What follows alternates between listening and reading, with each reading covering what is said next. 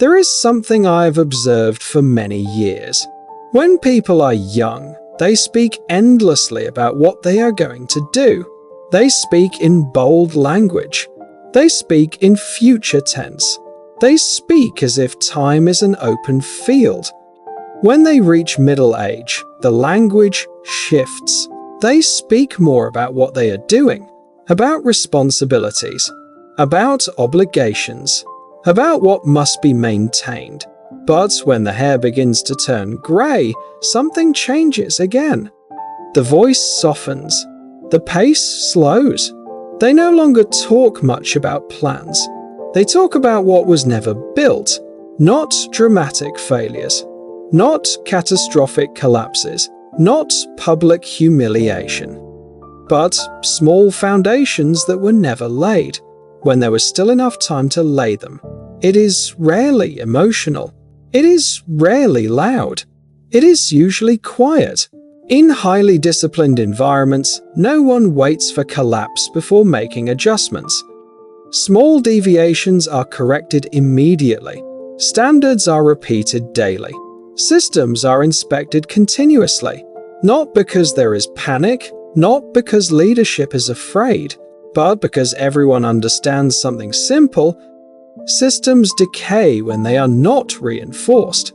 Deviation becomes habit when it is not corrected. Comfort becomes baseline when it is not challenged. Civilian life does not operate that way. In civilian life, you can drift slightly, and no one corrects you. You can lower a standard, and no inspection follows. You can postpone structure, and still appear functional. You can move forward for years, without ever being formally evaluated against your own potential. And in that gap, 3 regrets quietly take shape. They do not announce themselves early. They wait. The first regret begins small, so small that it barely registers. A missed workout, a delayed savings plan, a conversation avoided, a standard lowered because this week has been heavy. At first, nothing happens. The body still performs. The paycheck still arrives. The relationships still hold. There is no disciplinary action, no formal review, no warning. Silence can be deceptive.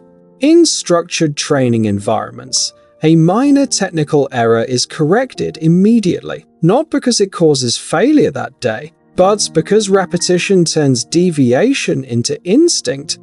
Instinct becomes identity. Identity becomes performance. Life operates on the same principle. A small action repeated becomes a habit. A habit repeated becomes a pattern. A pattern sustained becomes a trajectory. Trajectories do not shift dramatically. They shift incrementally, millimeter by millimeter. In youth, the cost of indiscipline is low. Energy is high. Recovery is fast. Opportunities are abundant. Margins are wide. Because the cost is delayed, inconsistency feels harmless. But systems do not respond to feelings. They respond to repeated input. Each time a standard is lowered without correction, the new level becomes acceptable. And once acceptable, it becomes normal. Normal rarely feels dangerous. That is why the erosion is unnoticed. Standards rarely collapse all at once.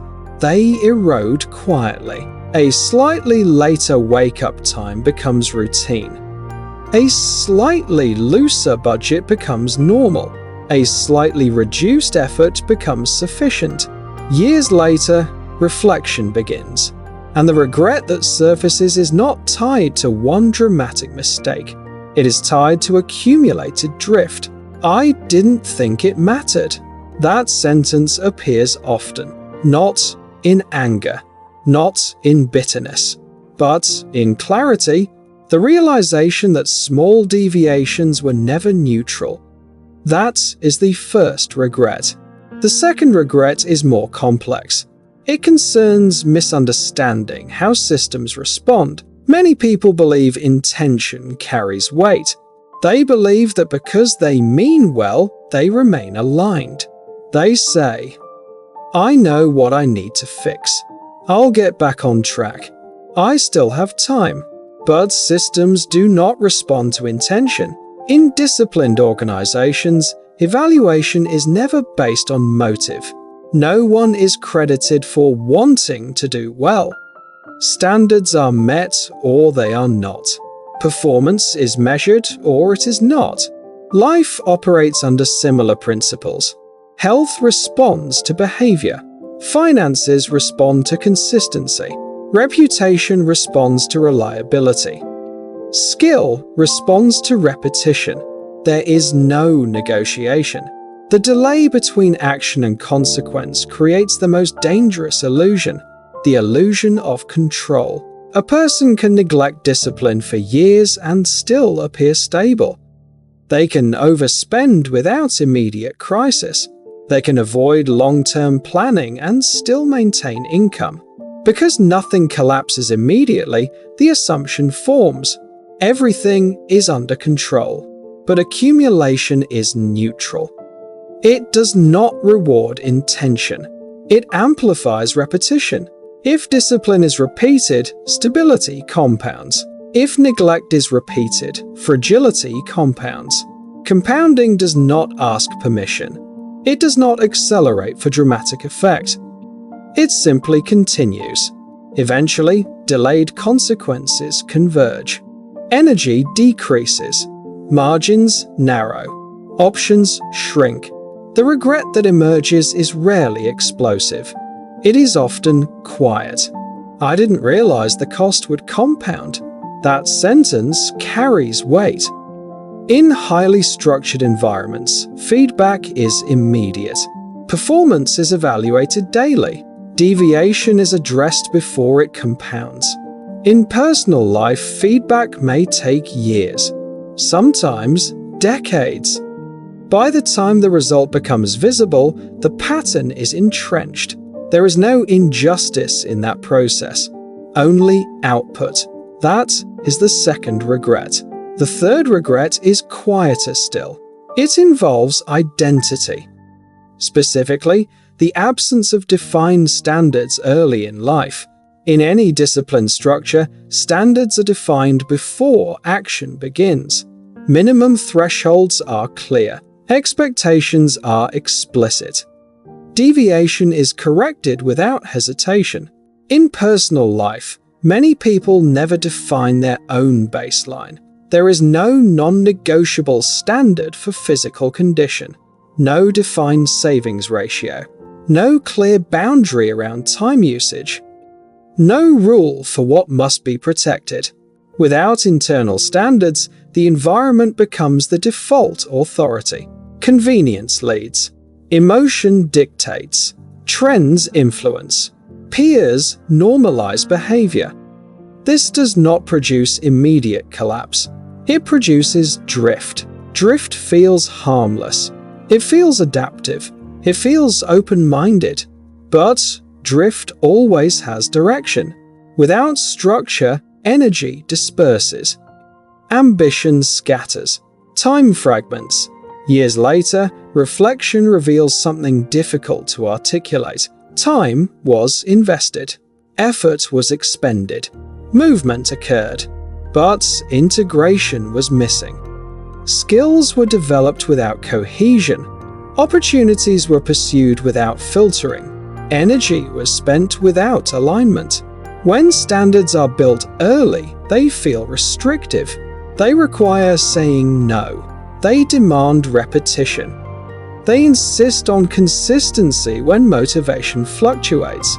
In youth, that can feel unnecessary. Why constrain when freedom is available? Why impose discipline when energy is abundant? Because early discipline is not about immediate advantage, it is about reducing long-term error. A slight deviation repeated over 20 years creates a significant gap. A modest standard maintained over 20 years builds quiet strength.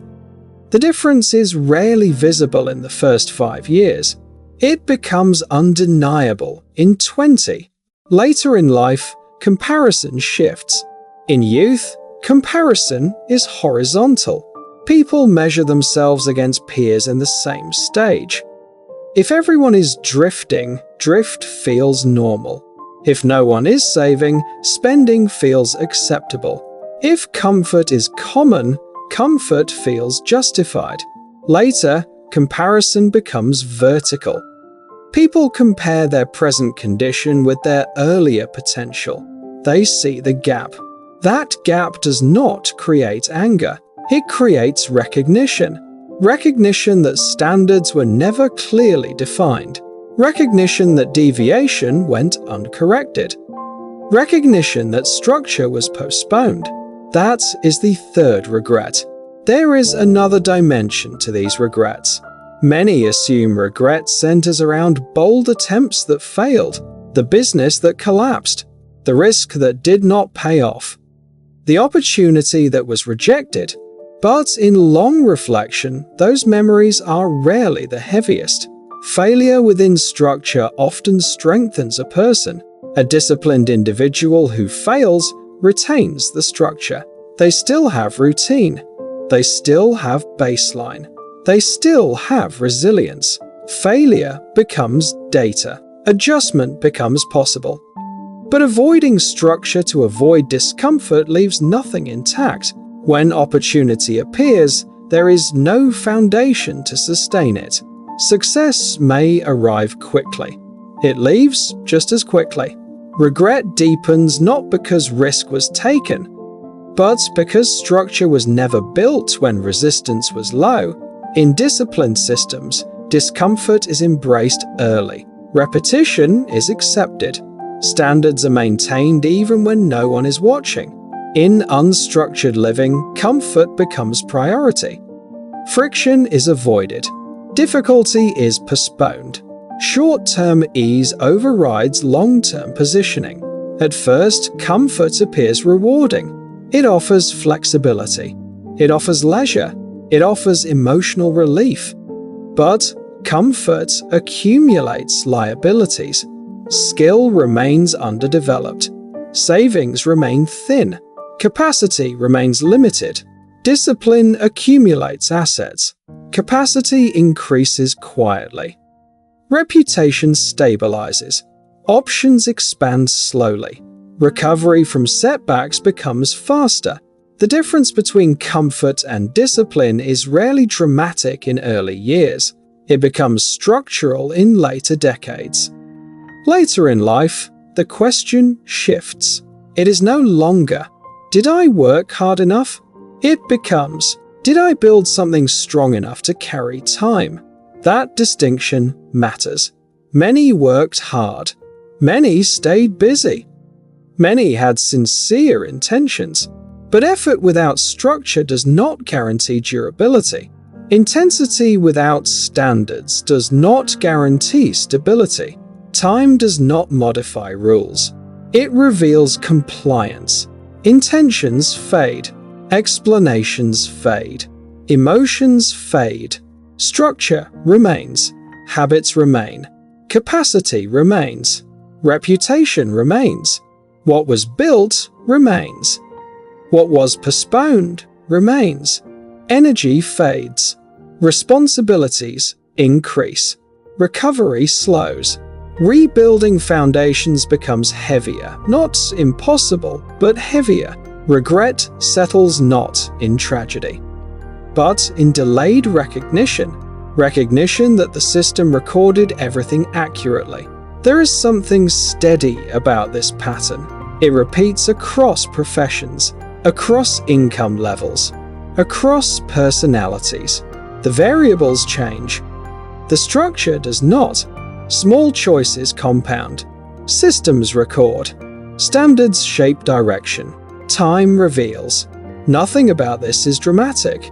It is mechanical. What feels harsh is not the rule. It is the delay. The delay permits complacency. It allows miscalculation. It disguises cost as comfort. But the rule does not change. Those who built foundations early often carry less regrets, even if their lives were not extraordinary. Those who relied on momentum without structure often carry more, even if they experienced visible success. The difference lies beneath the surface, and eventually, each person reviews their own structure, not publicly, not ceremonially, quietly. When ambition softens, when validation loses urgency, when there is no audience left, only a record, and that record is precise. Time does not argue. It records. It waits.